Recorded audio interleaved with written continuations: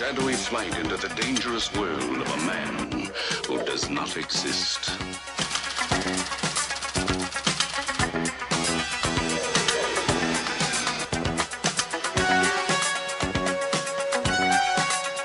Michael Knight, a young loner on a crusade to champion the cause of the innocent, the helpless, the powerless, in a world of criminals who operate above the law.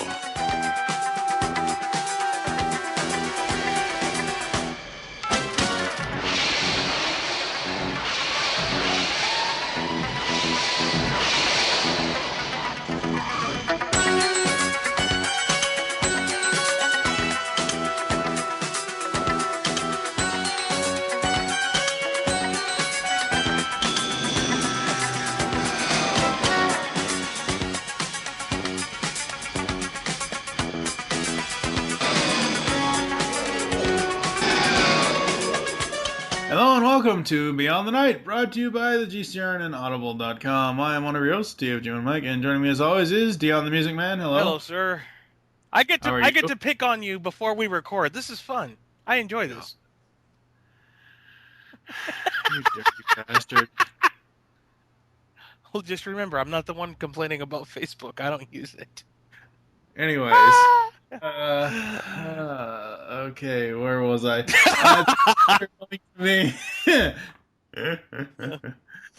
Today we're going to be going Beyond the Night and reviewing the first three, technically four, episodes of Knight Rider Classic Season 2. Hit the turbo boost, Kit. May I get you something? Arsenic? A little sodium pentothal, perhaps? Elizabeth, I want you to stop this insanity that you and Garth are planning. Oh, David, how like Wilton you are. So dramatic. Such a flair for hyperbole. I want you to know that I flew to Rio de Janeiro. I found Dr. Elliot. I also know that you were there, and I know why. Yes, I did visit him in Rio. After all, we were old friends. The fact that he died shortly after I left had more to do with a bad heart than exotic poison. I said nothing about poison. Oh, David. You are such a dear and so charming. But you are so suspicious. I have no intention of sparring with you, Elizabeth. I know that you have the formula for Kit's molecular bonded shell. I also know about Red Bluff. Now, isn't that enough? No.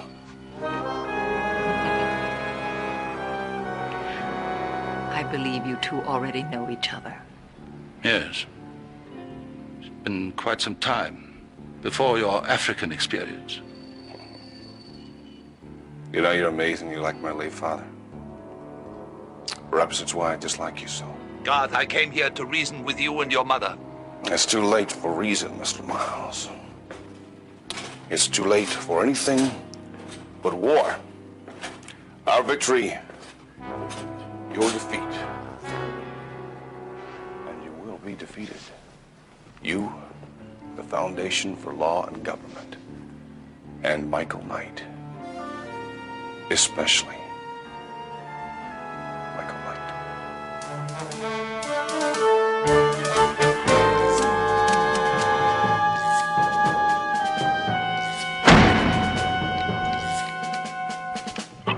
What he did, so they got ready, okay?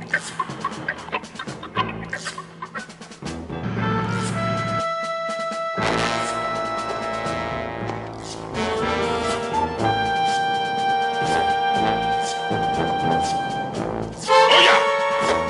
Okay, go!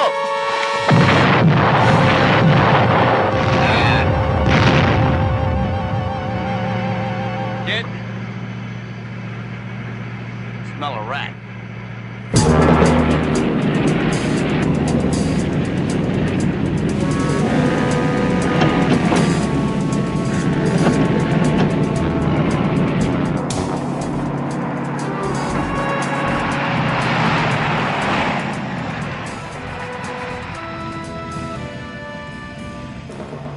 You see what I see? It appears to be a large... My goodness. Large isn't the word. It's enormous. Goliath. I believe it's time for a strategic withdrawal, Michael. Not so fast. Let's see what Garth's got in mind. My sensors detect the vehicle in question is armored with my protective shell. Michael, surely you're not planning to go nose to nose with that behemoth? That's what I want Garth to think, pal. But if we're quick enough, we can knock out his right front wheel.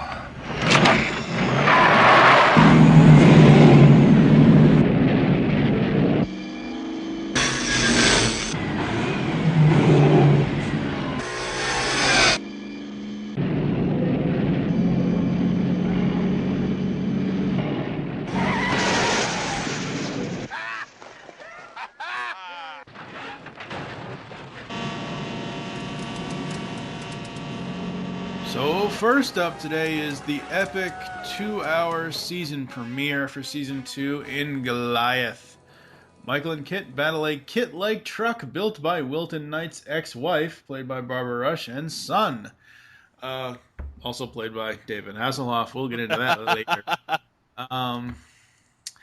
I love this episode. The basic thing here is Ron, I guess... Yeah.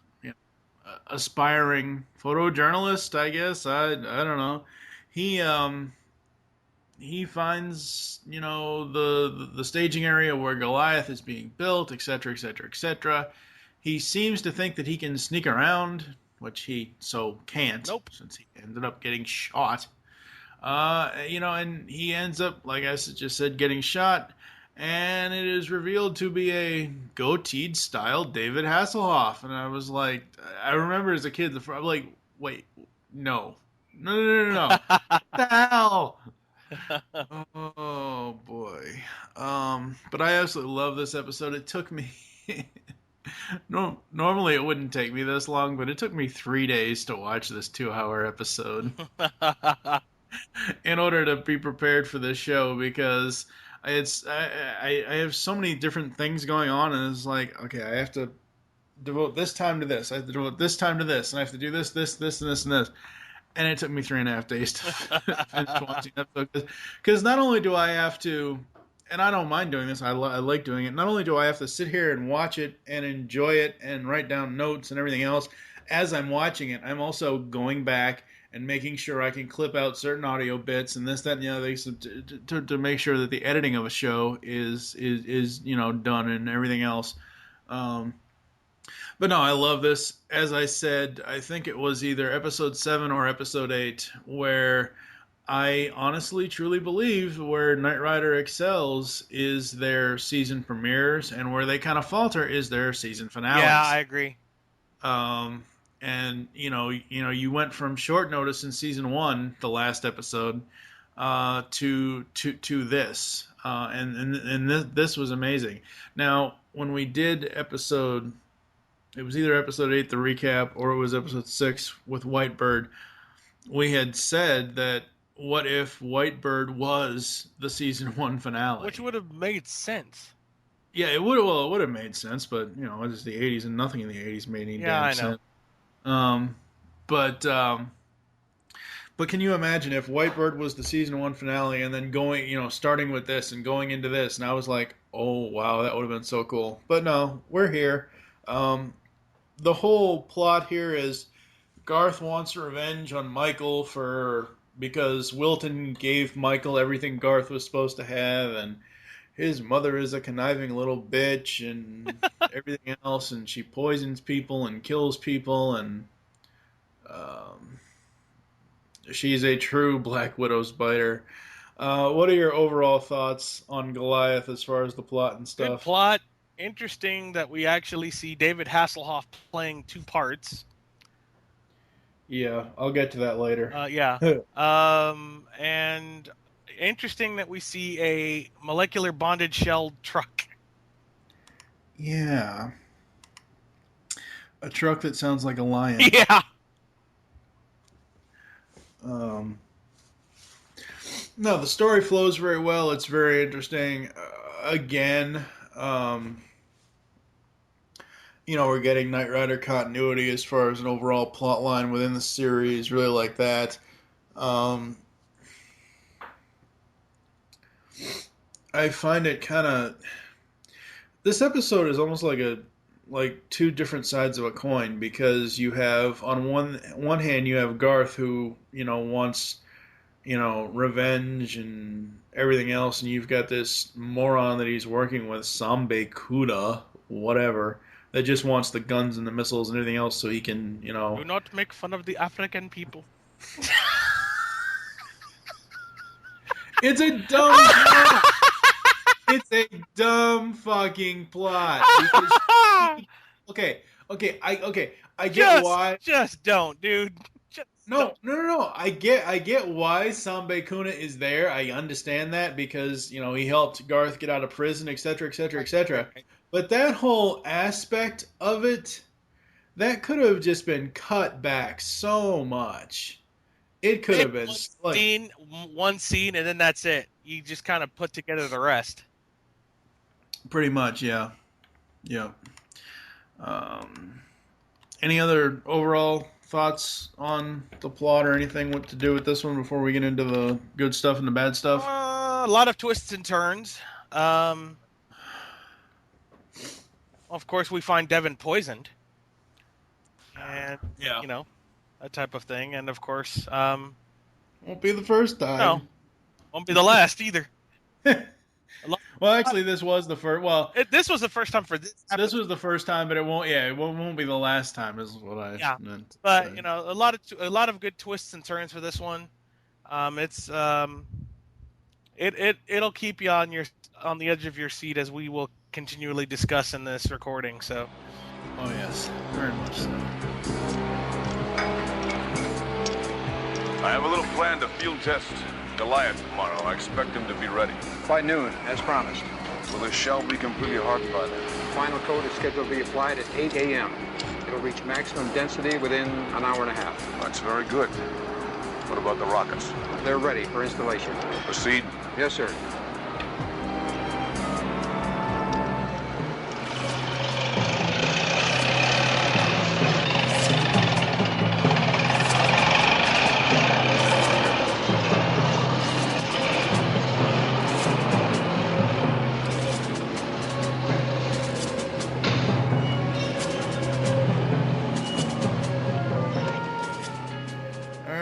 Let's turn the scanners on. I've got a lot of notes for this, obviously.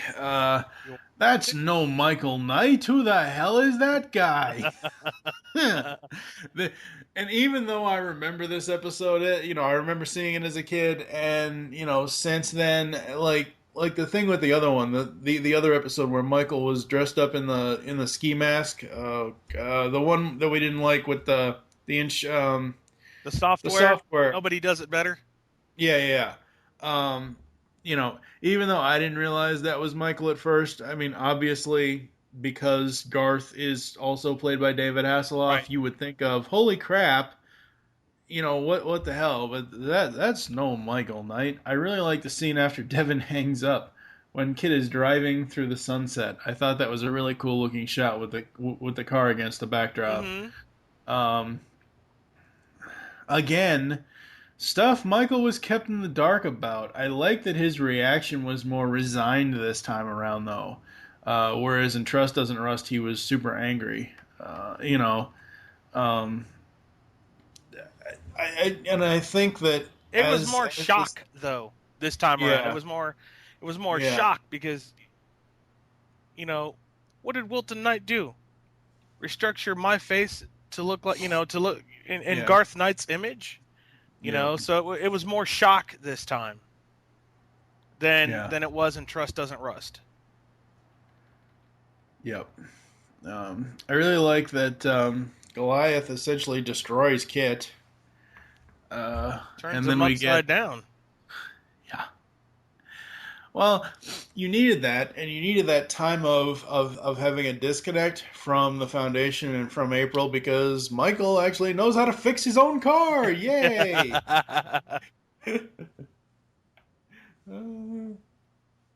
Out of the desert. Thank blueprints. Yep. I love the casino scene. 50,000 they do pass, 50,000 they don't. That was great. Yeah. He took the bait. We hooked him real good. Now this is something that I don't know if it was really, really like super popular in the 80s. I know in the 90s it's really started being super popular about, customizing cars and everything else. But I love that how in 1983 Kit can tint his own windows. I do believe that was popular in the 80s. It was slowly starting to come around. Yeah. I love how they made Goliath to be out like a monster with those roaring sound effects. I would love to know what soundtrack they used because that was just so awesome. Yeah. That was great. Here, hold this. Ouch. Sorry. Is there anything I can do, like drive? Yeah. I love how when Michael is pulling stuff out of Kit, Kit reacts to it. It's like, oh my god, what are you doing? And actually, the lady that plays Rita, we do see her in season 1, Night of the Phoenix. Yep. She was. I don't know if she had a name in season 1. I don't think they had her character named. I thought they did. Okay. But when I saw her in this one, I thought, I know the voice. She's obviously older. Yeah. I could have sworn they did, though. I don't know.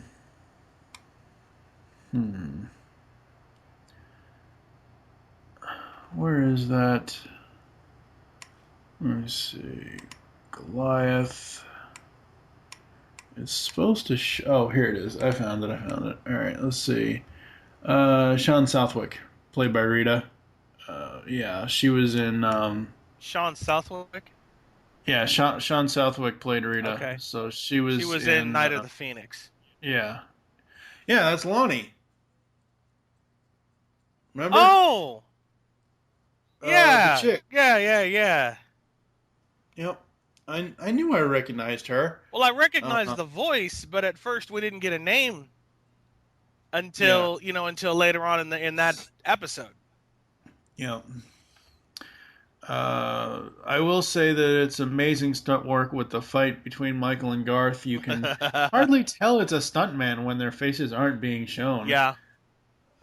I mean, it's so... I mean, just looking at it, 30 years on, it's so clearly evident that when you're not seeing Michael's face, that it's a stunt guy with a wig or something. Yeah. Or you're not seeing Garth's face, the same thing, it's a stunt guy. But the way that they shot it, and I absolutely love the way that they shot it and the way that it made it look like David Hasselhoff was punching himself. Yeah. That was great. It was just absolutely amazing episode. What do you got for Scanners On? Scanners On, I like the continuity. First of all, I like that's the one thing that I like is the continuity on this.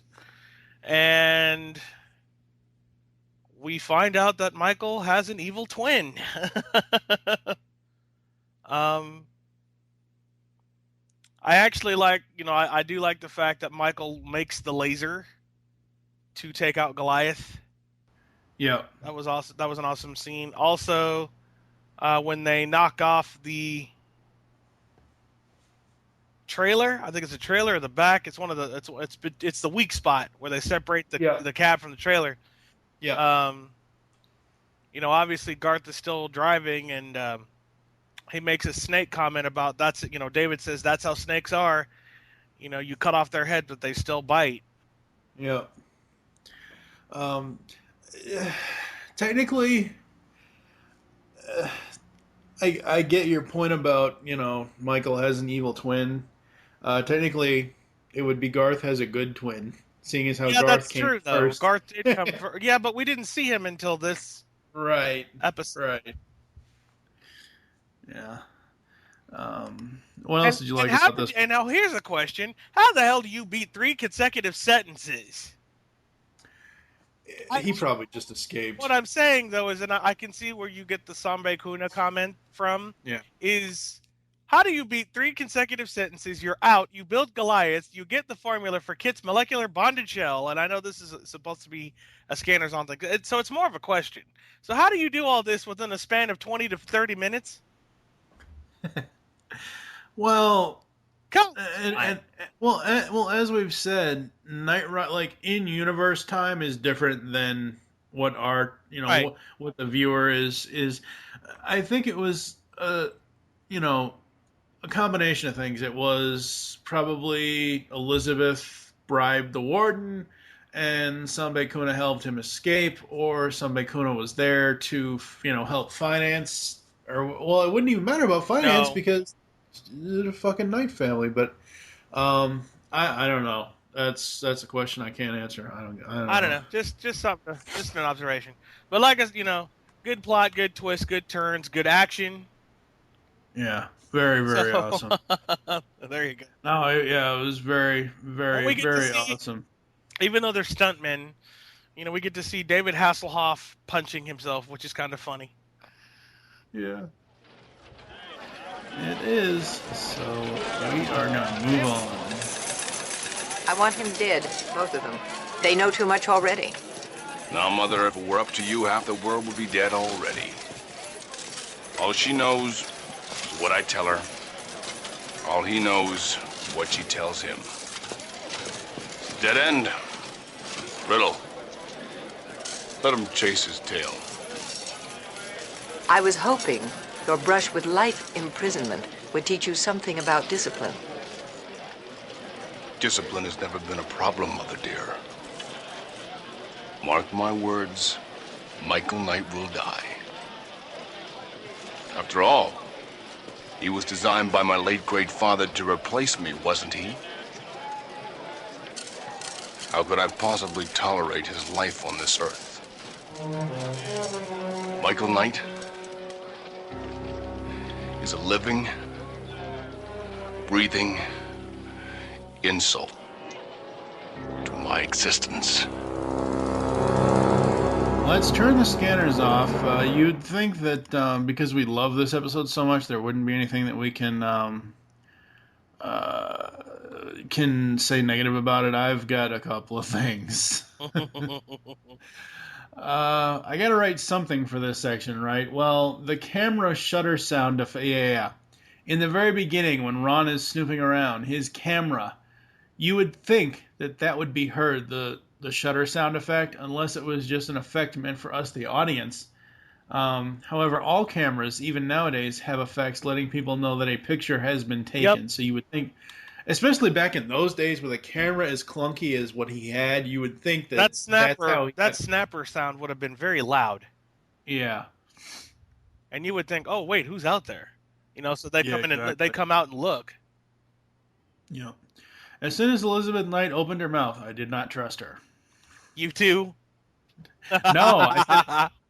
As soon as Elizabeth Knight opened her mouth, I did not trust her. That's what I'm saying. Yeah. No way. Yeah. Michael, are you sure this is the right way? The scene where they drive right by the men on the mountaintop. Mm-hmm. Doesn't Kid have scanners to detect people? He detected a gunman on the hill who shot Stevie and Whitebird. What the hell? That might have been... Was that the scene when they were going out of the desert? No. It was the scene where they were going after...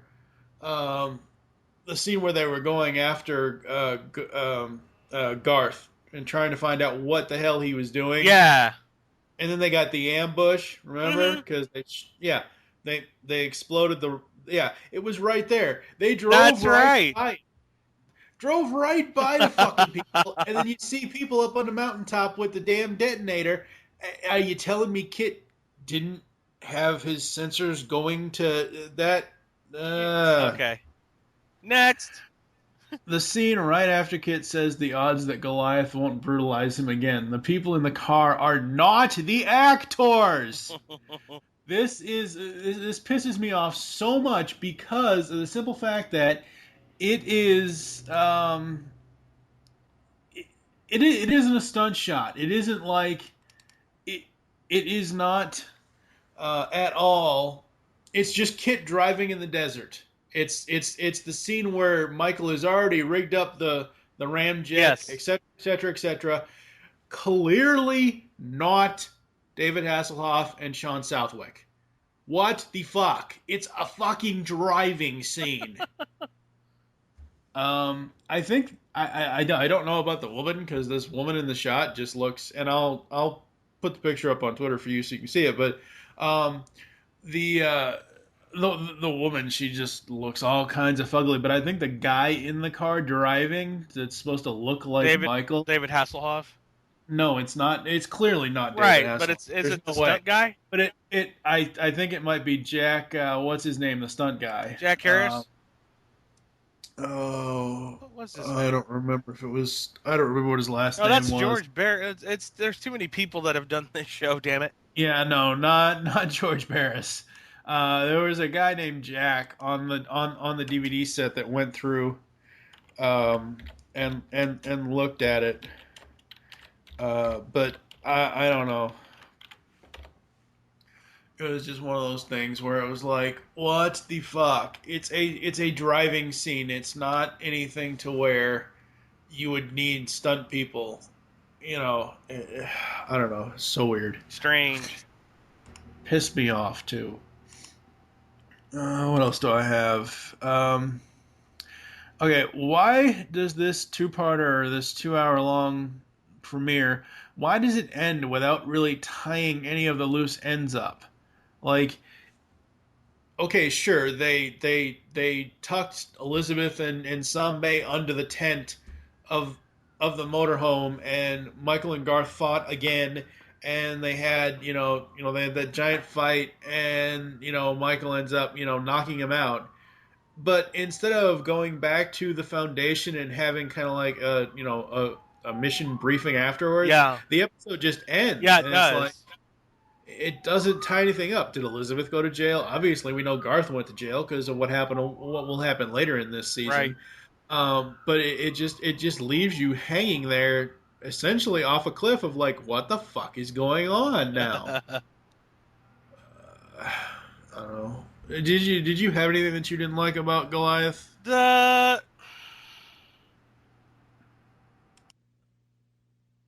I guess there's one of the nitpicks I had was when they find the poison scene where they find one of the people dead. Yeah, I didn't like that scene. Because then you see the next scene you see after you see that is you see Elizabeth talking and saying, "I have the formula." This was like 2 scenes after Devin had gotten poisoned.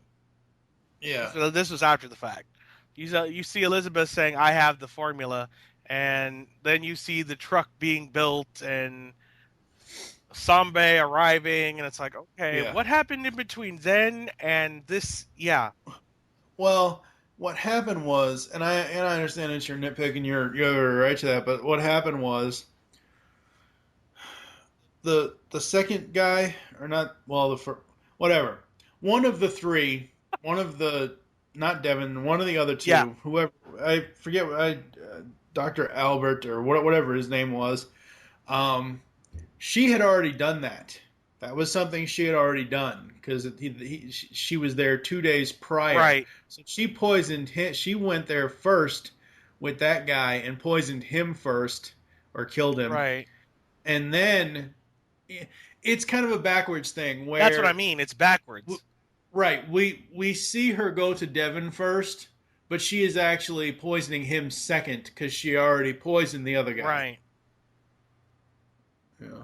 It's a strange set of affairs, I guess. Strange. That would really be it, I guess. It's just, it's just backwards in some scenes. No! They let him get away. Now they got until noon tomorrow. I go out there, I'm a dead man!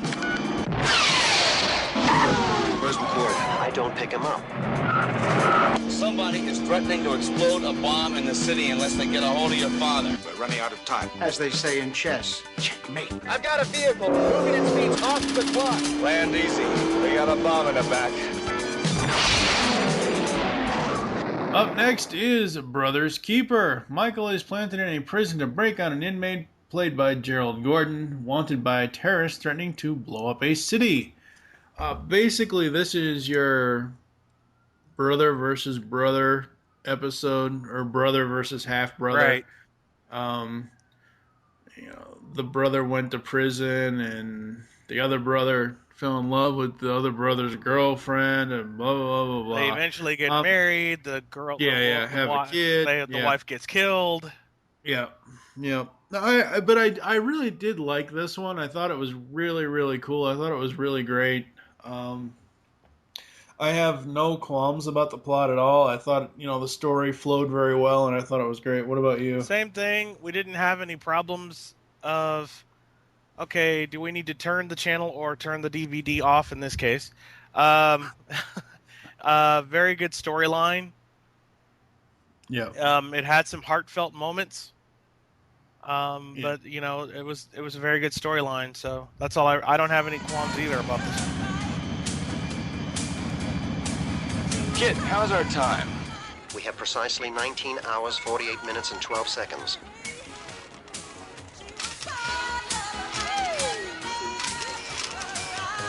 I must say, Michael, this adventure does have a certain appeal. Yeah, I see what you mean. Think of it. We're fugitives of a sort, desperados on the lam. We must be extremely careful. If we're captured, we could end up on a chain gang. Chain gang? That's the 30s, pal. I'd end up in the pen stamping license plates. And I'd probably be making them out of pieces of you. They'd never take me alive. Let's turn the scanners on. I love seeing Kit driving himself out of the semi. I thought that was a cool scene. I do too. It's neat. I mean, even though we know that it's someone's under the seats or in the back seat that the camera doesn't show. Right. But I mean, Kit driving himself anywhere is cool, but just seeing him do it backing out of the semi, I thought that was really cool. That was neat. Turbo boosting into prison. Well, that's one way to get in and out. But Kit didn't. He almost didn't make that jump on the way out, though. No, he didn't. I was gonna say I thought his back wheel touched the fence. Yeah, it kind of did. Yeah, that almost didn't make it through there. Yeah. Well, this episode has all the makings of a CIA or other governmental agency written all over it. At first, it does. I love Kit's description of their predicament. It's just so awesome.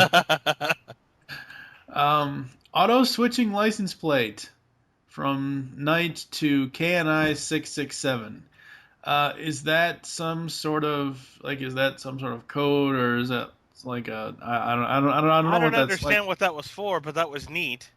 Well, no, the scene was right because Michael was driving, and you see Kit's license plate, which spells Knight.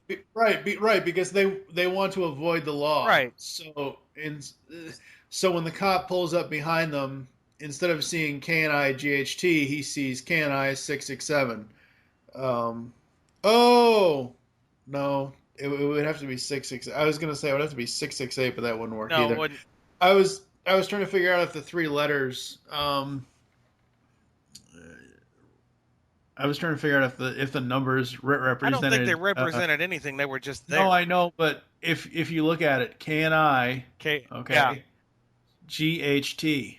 So that's what I thought. At first, I thought that the 667 was for GHT. Yeah, but it would be 4 GH 448. Yeah, it would be 448, not 667. So, I love the stunt jump Michael does, but seriously, how is that planned? And how did they pull it off?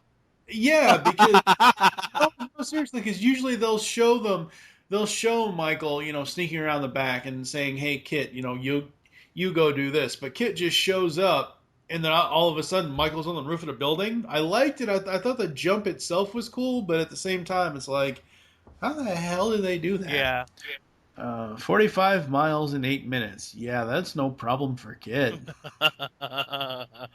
And I really laughed when Michael was like, make sure you land easy.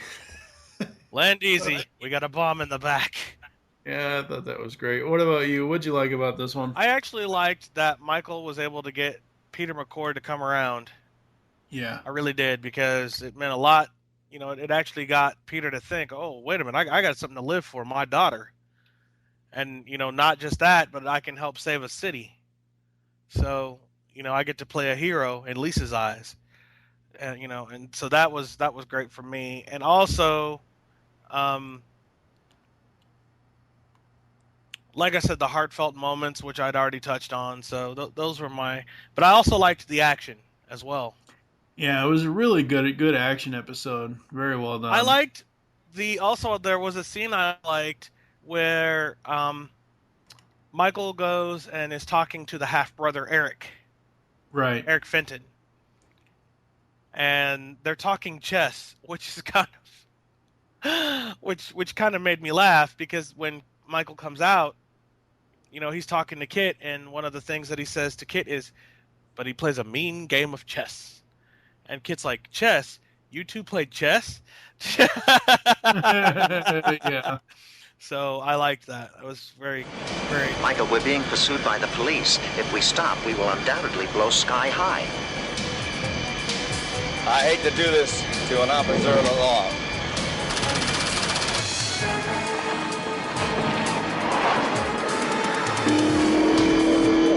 Michael, I'm picking up a roadblock directly ahead of us. You know what to do. What's he talking about? What are you going to do? Watch. Hey, kid. Land easy. We got a bomb in the back. Let's turn the scanners off. I honestly, I have one nitpick, but I really don't have any real. I don't have that many for this one. Complaints. Yeah, I mean, it was a very well written and solid episode. The only nitpick that I can really think of is they say that the bomb, like when Devin and April are explaining it, they say that the bomb can take out a city block, etc., etc., etc. Yet when it explodes in the desert, it doesn't look like a huge explosion that could take out a city block. It just doesn't. No, it looks smaller. Yeah. Like it's designed to take out one small area. Yeah. So that was my only nitpick for this one. So yeah, I agree with you there. We are going to move on to the next episode. Now.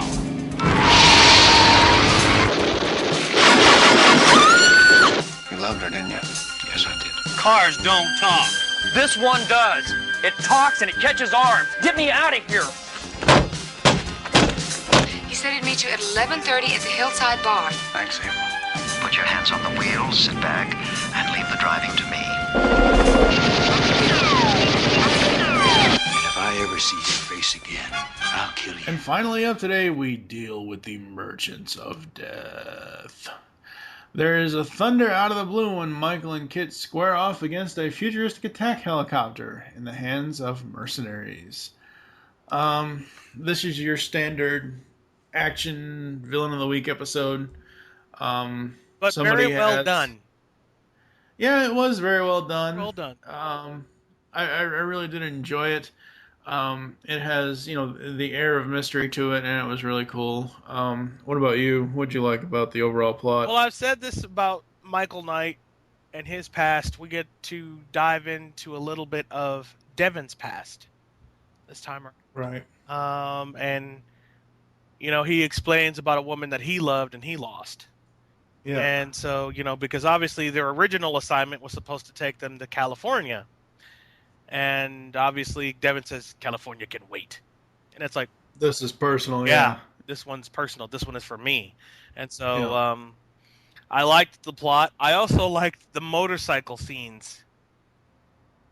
Yeah, I like those too. Those are funny. But overall, a very well-written story. Like you said, a villain of the week type thing. You don't have to turn your, DVD off. Yeah. No, I mean, this episode isn't bad at all. I mean, this episode is very well done and very well written. It has good continuity to it. Yeah, but Yeah, because it's this should have been, this is a better version of what's it stupid? This is a better version of Deadly Maneuvers. Yeah. It is honestly what it is. Thanks to the Foundation, that's our next stop. Devin! Michael, I have an urgent matter for you to deal with in Phoenix. Phoenix? The new assignment's in California, son. Surf? California can wait. All right, what's up? A woman named Amelia Claremont has disappeared. Her daughter, Kamala, will fill you in. I've put her on the Foundation jet. She will meet you in Phoenix. Michael, this one is personal. This one is for me. I hear you, Devin.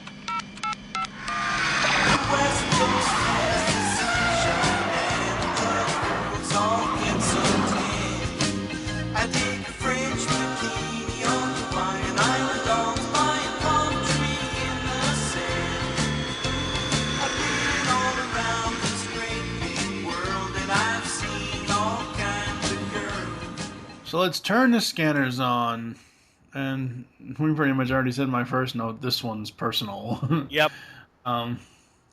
Michael running into the local riffraff again. the bikers. Yes. Help! It's got my arm. Cars don't talk. Yeah. This one does. It's got my arm. Yeah. Whoa, mister, you got problems. I love it when That's great when they was trying to mess with his tire. Yeah. And then he looks, he pops the scanner, and you see David sitting there. How's my problem? How's my big problem, bro? Yep. That was great. We actually see the ski mode button in this episode. Yes, we do. The first time we saw that. And as you said, it's nice. Didn't we see it in season 1, or was the ski mode just activated? It wasn't. Ski mode was just mainly it happened in Slammin' Shammy Stunt Show Spectacular. He just did it automatically. It wasn't. There was going. Yeah. There was no actual button here. The button finally makes its appearance. And as you said, it's kind of nice seeing more of Devin's backstory. I really did enjoy that. Mm-hmm. Kit activated the tank. That is so awesome. Yeah, that was neat. Hey, there's no one driving the tank. And those bikers are too funny. He's like, screw this, man. I'm done messing with that car. So funny. What about you? What'd you like about this one? I like the fact that Michael introduces Kit to Kamala, and they're both speaking French, which is funny. And then Kit's like, I've tried to interest Michael in the Romance languages, but he prefers things like girls in bikinis and cheeseburgers and rock and roll. All right, Kit, that'll do.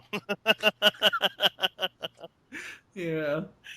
And then the other scene I liked, it's in the same scene, but the other part of that I liked was, are you hungry? I hadn't thought about it. Why? I make a dynamite cheeseburger. And they both laugh. So that was neat. That was kind of neat. And that was obviously too when we saw the bikers at first hand. Right, yeah. So that was kind of cool. That was a funny moment for me. And I think I also liked the fact that Kamala was opening up a little bit so that they could get the background on her mother before. Right, yeah. So that was good continuity as well there.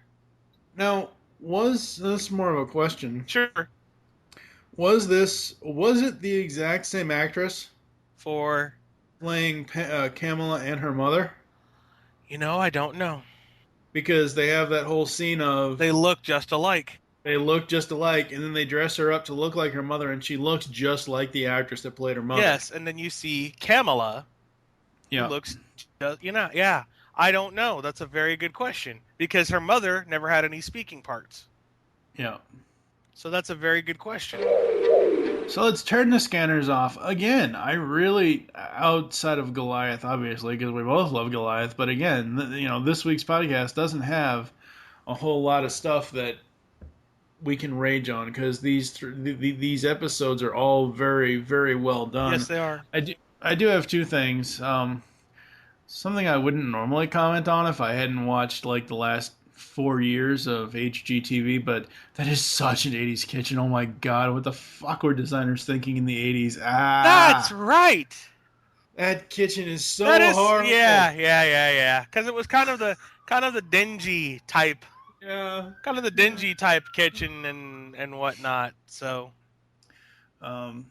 And thus the plot thins. I really can't stand the build-up to a great plot, and then when the douchebag villain is revealed, it gets so lame. Because it's revealed that it's the congressman or the congressman's aide and whatever else. Yeah, and it's the like, congressman. Is in league with the other guy. Right. And it's like, really? That's the whole deal here? Ugh. Corrupt government again. Yes, to hell with corrupt government. God damn it. What did you have anything you didn't like about this one? Like I said, kind of we figure out that it's the congressman. Why didn't we see some kind of connection beforehand? Yeah. But I guess that would really be it.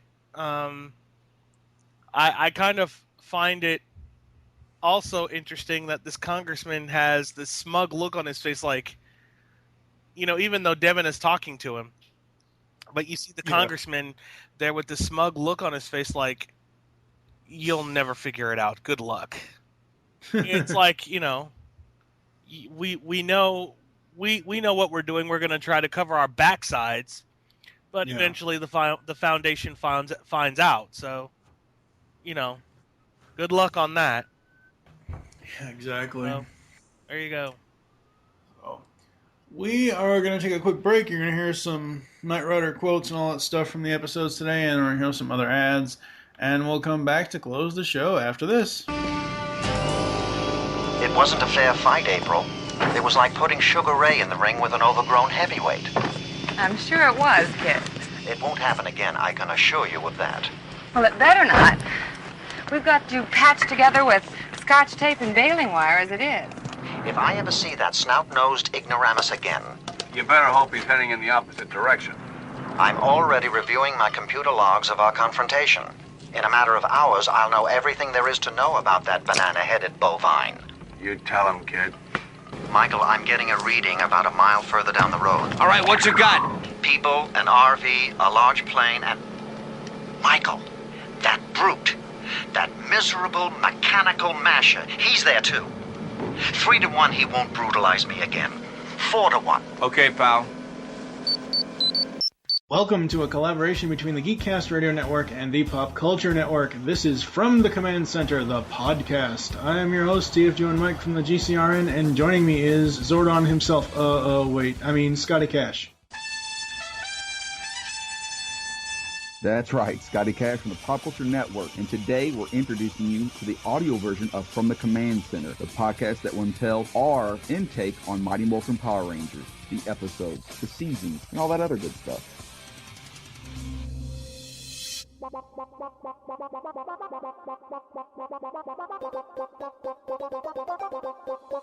You can now hear the Geekcast Radio Network while on the go with Stitcher Smart Radio. Stitcher is a free-use and talk mobile app available for your smartphone. And when you download Stitcher to hear Geekcast Radio, you'll have a chance to win money.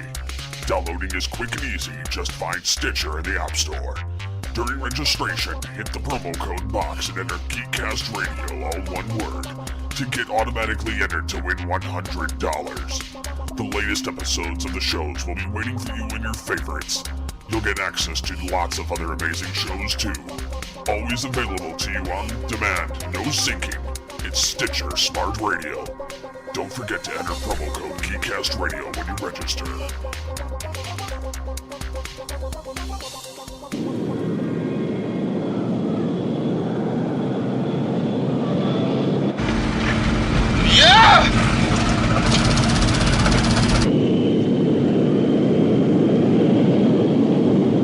Michael, at our present speed of 310 miles per hour, the odds of survival are... My odds calculator just malfunctioned. Michael, can't we slow down? I hear ya, but this ramjet's up to control. Hang on, buddy! But where on earth are we going? Out of the desert! You, the listeners of Beyond the Night, Audible is offering a free audiobook download with a free 30-day trial to give you the opportunity to check out their service. Use audibletrial.com/geekcastradio. All right. How do we think season 2 has started off so far? It's great for Goliath. That was a Yes. good season 2 opener. And I'm actually glad it was done that way. Brothers Keeper was very good. And also Merchants of Death. So we've had 3 action-packed, well, 1, 2, 3, 4, if you want to call it that. Yeah. Action-packed filled episodes, even though one is a 2-parter. Yep. I think the rest of season 2 we'll have to see how well it plays out. We've got 4 good ones so far. We'll have to just see how the rest of it plays out, and I'm sure we'll mention all of it. Oh yes. So what do you rank Goliath? As if I didn't already know. 5. Yeah. Same here. 5 kits. What about Brothers Keeper? I actually have to give that one a 5. I'm gonna give it a 4. Really? Yeah, I liked it, but there was just a couple of little things that just kind of it didn't make me absolutely all the way love it. What about Merchants of Death? Ooh, I have to give this one a 5 as well. Really? Mm-hmm. I give it a 3. That plot reveal was so Well, okay, 5. Okay, let me do it this way: 5 on the plot and the fact that it was written really well. Okay. But 3 on the twist. Okay. Because of the fact of the congressman, not so much the congressman, but just, it's such a weird plot twist. Yeah. So it's 5 for its 5 for being well written, and 3 for the twist. Yeah. All right, so you want to tell the people about your other? Yes, my other fascination, my other love. I have a show, folks, that you can catch every Saturday. It is called DJ Music Man's Mayhem on www.sky106.net. You can catch that from 7 p.m. Eastern until 10 p.m. Eastern Daylight Time. And you can also follow us on Twitter over there, add us to MSN Messenger. And if you'd like to follow my Twitter, it is themusicman08. Just tell me how you got my Twitter name, and if you have any questions about the KR podcast, we'll definitely get them in. I'll get them into TFG1 Mike. And I also have a blog. No, I haven't gotten him the link. I know, I keep saying that. Life takes priority, folks. Yeah. Thank you for joining us here on Beyond the Night. There's some ways to get in contact with us or leave feedback for the show. Visit the website, geekcastradio.com, where you can comment on each and every episode post. Send us email, feedback@geekcastradio.com.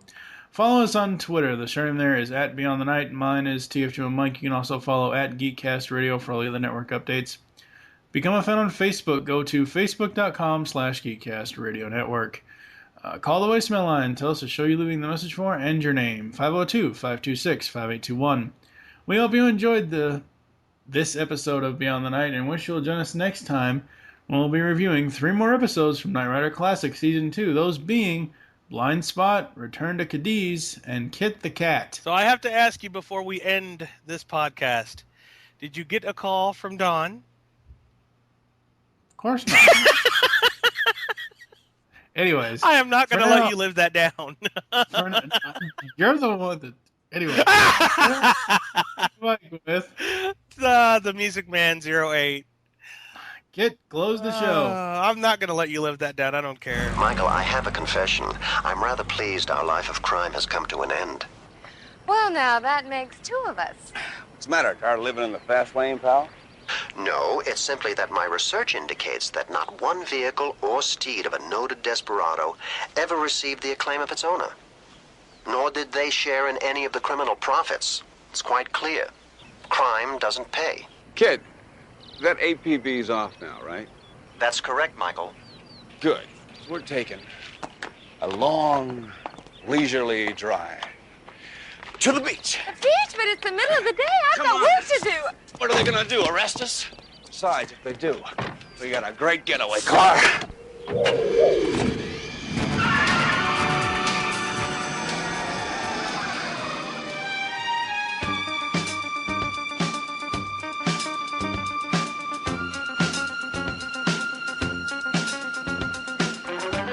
One man can make a difference, Michael.